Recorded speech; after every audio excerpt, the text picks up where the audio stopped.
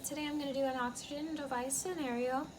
So the first thing I'm going to do is check the patient's chart, and I got notified that a patient just got out of surgery and I need to go make sure they are oxygenated properly. So I go into the patient's room and I notice that a nurse had already placed on an oxygen device for them, and I noticed it's not an appropriate device because they just got done having nasal surgery and they had placed them onto a face mask at 5 liters per minute.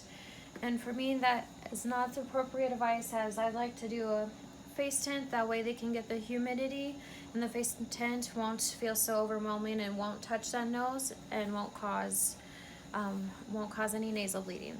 So what I'm going to do is I'm going to remove this one from the patient.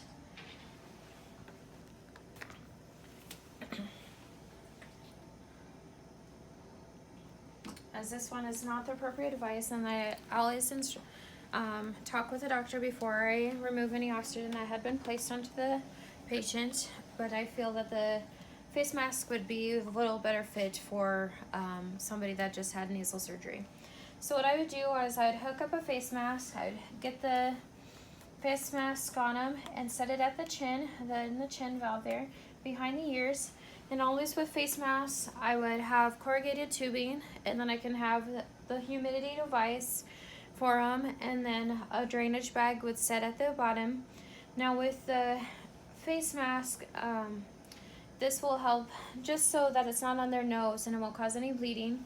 And after I did their oxygen, I always need to check their vital signs, make sure everything is okay, and then let the nurses know and everybody know that I had to change the device to a face tint. That way the patient is more comfortable.